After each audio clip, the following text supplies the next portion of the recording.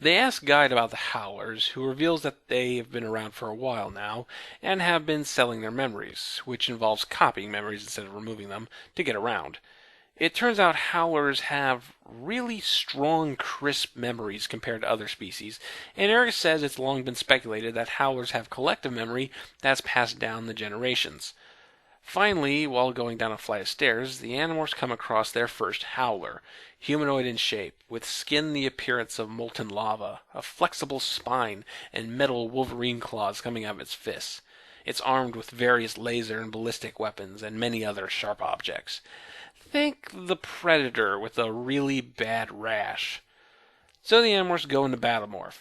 They don't yet know how powerful this thing is, so everyone morphs the most powerful morph they've got. And since Tobias had recently acquired a polar bear morph, that means he can join in the fray for the first time and... Morph, I said quietly. Axe, you take the lead. Tobias, get some altitude. Oh. Tobias is going to stay as a hawk? Well, all right, Jake, you know best. But at least a polar bear morph is an upgrade from a wolf morph, so Cassie had morphed to wolf. The thick armor fur on the back of her neck stood on end, and she'd drawn back her muzzle, revealing wet, glistening teeth. All right, she'll stick with wolf morph. Jake, you do realize you're only going to get one shot at this, don't you? You do realize that you'll never get better odds than this. And you have no idea just how strong Howlers are. This is not the time to maintain the status quo. You need to go into this guns a-blazing. So the fight begins, with Axe delivering the first blow, slicing off the Howler's hand, which promptly regrows. Then we learn why they're called Howlers, as it belts off an ear-bleeding screech that immobilizes everyone except Eric, because he's a robot, and Axe, who just turns tail and runs for a moment, eventually getting back into the fight. Eric can only help by giving advice on how to dodge the Howler's attacks. His pacifist program won't even allow him to give advice on how to attack the Howler. Eventually, Jake gets fucked up and passes out.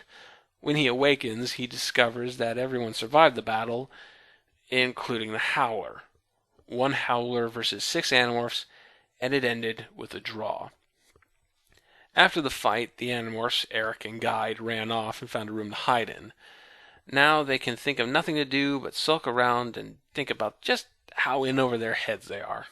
"What is this place?" I asked. Rachel shrugged. "Some place Guide got for us. This room and a bathroom. Well, I think it's a bathroom. Hope it's a bathroom." Shit in my flower pots! Everyone's feeling down, but the two big personal crises are coming from Axe and Eric. Axe feels as though he failed the Animorphs when he ran away, even though he came right back. Nobody blames him for it, especially not Jake, his prince, but Axe feels as though he destroyed any remaining Andalite honor he had left. This seems odd at first. Yes, when Axe first showed up in the series, he was firmly entrenched in Andalite wartime propaganda, raised in a prideful culture that sees the Yeerks as truly evil and pathetic. However, as the series progressed, he began to shed those aspects. He came to trust the human race despite the laws of his people. He trusted them with the origins of the Yeerks' invasion of space, and the humans didn't hold it against him. His ideas of who the good guys and bad guys were was shattered when he met a Yeerk who helped arrange the assassination attempt on Visor 3 because Visor 3 destroyed someone that Yeerk loved. And then the betrayal of Captain Similian, an uninfested Andalite who joined the Yeerks for unknown reasons. So by this point, Axe has abandoned a lot of the old ways of thinking from his people and has been maturing into his own level of understanding. So why the relapse here? Why is Axe so concerned about Andalite honor at this point? What event could possibly have made him slip back into this old frame of mind? My guess? Probably the biggest event to happen between books. Tobias telling everyone that Elfangor was his father. Axe always looked up to Elfangor, who had praised him as a war hero. Even when he tossed away a lot of his old Andalite habits, he still aspired to be like Elfangor and avenge his death. To find out that the brother and hero he loved had run away from the war and become human, turning his back to the Andalite race, puts him in a very difficult position, and the Ellimist showing exactly what happened a few hours ago doesn't help either. Elfangor the role model is no more. And with nothing else to turn to, Axis slipped back into his old Andalite habits for any kind of structural support. And then there's Eric. This is really where the Animorphs' resentment towards Eric turning down violence, even though a handful of ass-kicking Yerks would have saved Earth, really comes through. Marco, being the most tactfully minded of the group, is naturally the most peeved at this, and it's not hard to understand why. Just what did Eric think he could accomplish by accepting the Ellimist's offer? It's pretty clear that he wants some kind of a revenge against the Howlers for what they did to his creators, but he knows that there's nothing he can actually do about it. In short, Eric agreed to come along to watch others take the risk and destroy the Howlers for him. Eric isn't opposed to violence. He is merely opposed to committing violence himself. He doesn't mind it if others do it for him. Can you really blame the Animorphs for being cross with him? He half-heartedly suggests getting the Ellimist to switch on his violence switch thingy, but the Ellimist isn't picking up the phone right now. He wouldn't have put us here if we weren't at least theoretically capable of winning, Tobias said. Unless there's some other, deeper game the Ellimist is playing, Cassie said. He's fighting a battle for entire species, entire planets. We're just pawns. That was more cynicism than I was used to hearing from Cassie, but she wasn't wrong. The Ellimist and Crack were both way over our heads, and I was haunted by the suggestion that maybe this was all a setup, that maybe Crack wanted us here, not because we were important by ourselves, but because eliminating us would help the Yerks. So, with nothing left to do but think, the Animorphs proceed to buy the Howlers' memories, since they sold them for rainy day money. The Howlers don't actually need anything, but Howler Seth saw this beautiful flower print dress and just had to have it. Eric downloads the memories and confirms that Howlers do indeed have collective memories that are passed down by the generations, and that there are no memories of Howler defeat anywhere. He demonstrates this by showing the Howlers hunting and destroying a race called Graffin's Children, which look like big blue Gumbies. Alas, none of Graffin's children managed to walk into any book with their pony pal Pokey, and are all exterminated. Meanwhile, Axe looks at his star chart and determines that this planet is 500 million light years away from Earth, meaning that for the Yerks to get here, they would have to finish conquering Earth and the Andalite homeworld, so they aren't going to show up in this neighborhood anytime soon. Remember that. It'll be important later. The Animorphs try to sleep for the night, but neither Jake and Cassie can manage, so they end up discussing the nature of the Howlers. Cassie holding firm that there's no way that the Howlers can be totally evil. While there may be such things as evil individuals, the idea that an entire species with a collective memory would be entirely 100% bad to the core would be unlikely.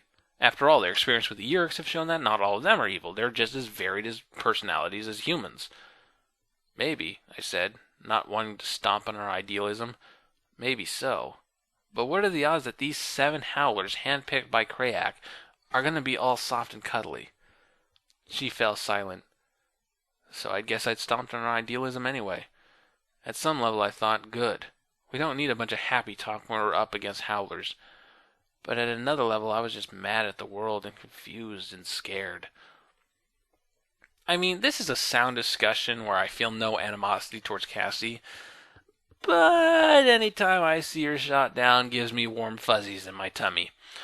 The conversation is suddenly interrupted by the arrival of the Howlers, who start to bang down the door.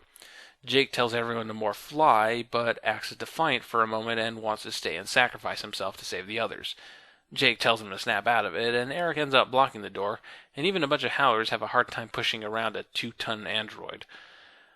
By the time the Howlers cut through one of the walls, everyone has morphed fly, and Eric has projected a hologram to disguise everyone, and they all slip out into the busy escort nightlife. Over there you can see the bartender serving a drink to prostitute and her date, crooked politician. The Howlers search around for a little bit, but the Animorphs eventually lose them, but not before Jake makes the observation that the Howlers have not been hurting the escort in any way.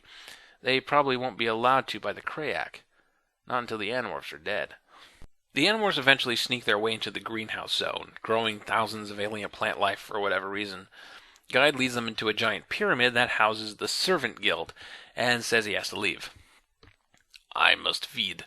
You see, we Isgrut are not precisely what we seem at first.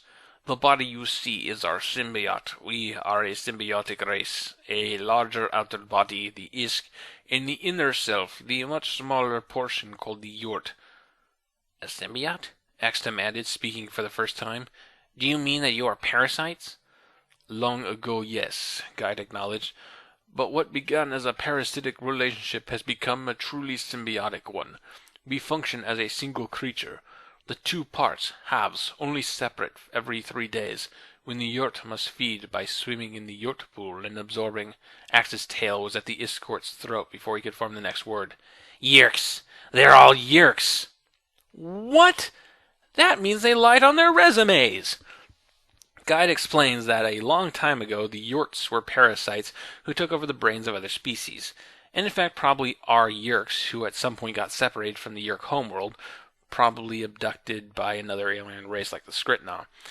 As time went on, however, the Yurts decided that conquest was, and I'm quoting Guide here, not profitable, and so they created an artificial race called the Isk to carry them around. And because parasitism is bad PR, they engineered the Yurt race so that they can't survive for very long outside of the Isk, creating a true symbiotic race.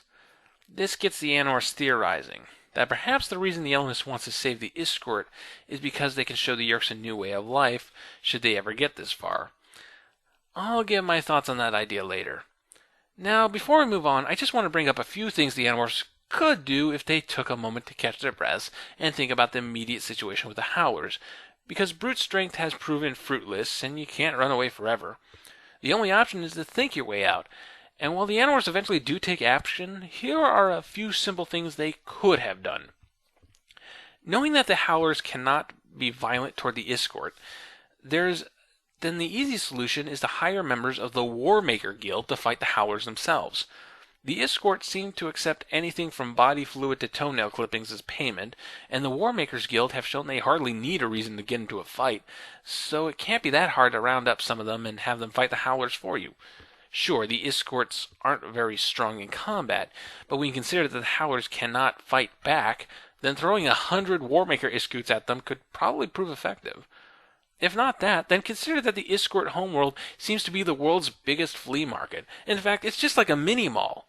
One thing they almost certainly have for sale is alien weaponry, so at least browse a few weapon shops to see if anything is usable. There's no issue for money here. Heck, a few sliced-off limbs can buy you a house, and the fact that the Animorphs' morphing powers heal injuries means they basically have unlimited funds. They can buy virtually anything on this planet. And apparently there are other aliens around dumping off and picking up wares. And that seems like a prime place to pick up some alien mercenaries to help you deal with the Howlers. Convert a few limbs and hairs to alien currency, and get the services of a top-notch assassin who can snipe the Howlers from orbit. Sure, that doesn't sound fair, but unlike the Howlers, the Animorphs were never given any rules in how they should fight this battle. And of course there's the fact that there's no railings anywhere, which makes this a prime real estate for traps. Home Alone the shit out of this place and send the Howlers plummeting off the edge. There are so many options here that the Animorphs are not considering. It's as if they've given up hope before they've put any serious effort into it. Yeah, the Howlers are tough motherfuckers. Yeah, Axe is having identity issues and Eric is good for nothing but a shield. But even as a kid, I found myself yelling at the book, "Come on, guys! Stick your chin up and do something about it!"